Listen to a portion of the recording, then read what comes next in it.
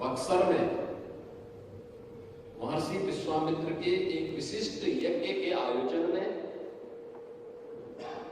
मारी, सुबाऊ और ताड़का जैसे राक्षस विघ्न बाधा पैदा करके उस आयोजन को बाधित कर गए। दंडकारण्य केवल एक ऋषि भूमि नहीं है, भारत की आध्यात्मिक और ज्ञान की परंपरा का प्रवाह भी है।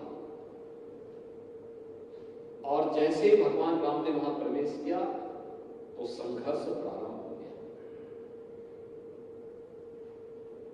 आप मुझे बताइए कि अगर भगवान राम इन 14 वर्षों को चित्रकूट में ही व्यतीत करते हुए वापस आ गए होते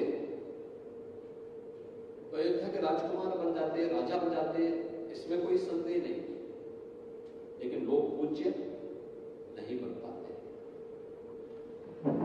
लोग पूज्य वे तब बने जब उन्होंने उत्तर से दक्षिण तक भारत की ज्ञान की परंपरा को निर्बाध रूप से आगे बढ़ने का एक अवसर दिया।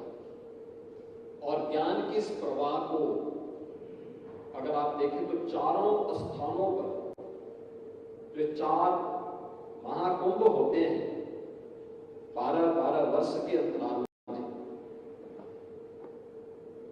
कौवे 3 और 4 वर्ष के अंदर एक आयोजन किसी एक स्थल पर आयोजित होता है।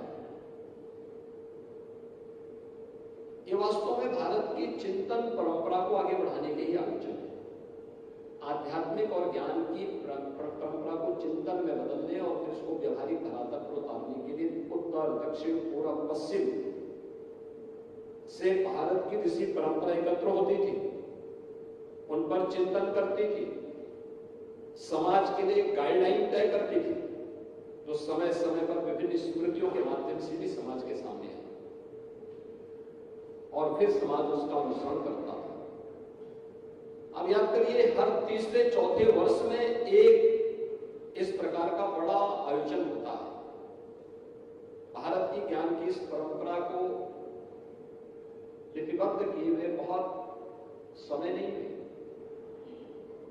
याद करना कि ये परंपरा पहली बार संहिताबद्ध होती है भगवान वेदव्यास के समय में, आज से 5000 वर्ष पहले। दुनिया की दृष्टि ये बहुत पुराना है, लेकिन हमारी दृष्टि बहुत अर्वाचीन है, यानी नया है। क्योंकि 5000 वर्ष पहले तो हमारा त्रेता युग, द्वापर यानी त्रेता का समापन था, द्वापर की शुरुआत थी, और द्वापर का समापन था और कली युग का प्रारंभ था। तो उससे पहले भी पूरा द्वापर चला गया, पूरा त्रेता चला गया, पूरा सतयुग चला गया। युगों की एक परंपरा और 7वां मनवंतर है, यानी एक लंबी परंपरा भारत की ऋषि इसको किस रूप में मानती रही है। तो अगर भारतीय संस्कृति की दृष्टि, सनातन धर्म की संस्कृति की दृष्टि देखेंगे तो ये अर्वाचीन है, लेकिन दुनिया की दृष्टि देखेंगे तो 5000 वर्ष पुराना दुनिया के अंदर मुझे लगता है किसी का भी इतिहास आपको देखने को नहीं मिलेगा। ऐसे ही तमाम प्रकार के मंथन और इस प्रकार के चिंतन के कुछ अवसर और भी आए हैं, जिनमें नैमिषारण्य का नाम भी आता है। पहला जो पुराण भगवान वेदव्यास ने अपना रचा था वह श्रीमद् भागवत महापुराण रचा था, और 18 पुराण की न्यू उसी शैली से आगे रचे जाने हैं।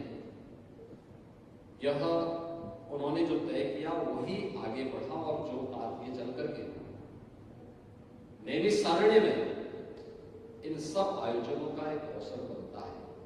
इसमें आज से 3500 वर्ष पहले 88,000 ऋषियों को उसी नैमिषारण्य में एकत्र होने का एक अवसर प्राप्त हुआ था, जिसमें उन्होंने सभी पुराणों के बारे में, उप पुराणों के बारे में, भारत की वैदिक और पौराणिक ज्ञान की परंपरा को लिपिबद्ध करके वर्तमान पीढ़ी को उन्होंने फिर उसे प्रदान किया।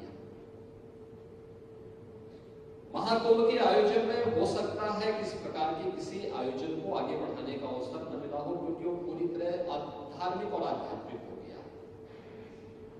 हमने ज्ञान की इस भौतिक परंपरा को अध्यात्म से अलग करके ये मान लिया कि इस पे अब बहुत कार्य करने का दायित्व तो यह सब आज के बुद्धिजीवियों में है, उन्हीं के ऊपर हमने छोड़ दिया है। हम अपनी अकादमिक संस्थाओं के ऊपर इन कार्यों को छोड़ दिया। लेकिन मैं धन्यवाद दूंगा इस बात के लिए मोहनदास जी को और अमन जी को और उनकी पूरी टीम को कि जिन्होंने भारत की इस बौद्धिक परंपरा को इस यूनिकॉर्न कॉन्क्लेव के माध्यम से आगरा में आयोजित करने का यह एक अवसर, इस एक कार्यक्रम यहाँ पे किया है। जब मैंने इस कार्यक्रम के बारे में पूछा, मुझे भी जब मैं जैसे एयरपोर्ट पे लैंड किया, प्रशासनिक अधिकारी वहां मुझे मिले थे, तो मैं गाड़ी में बैठने वाला था। उन्होंने कहा जनप्रतिनिधिगण एयरपोर्ट में इंतजार कर रहे हैं, आपसे मिलने के लिए आए।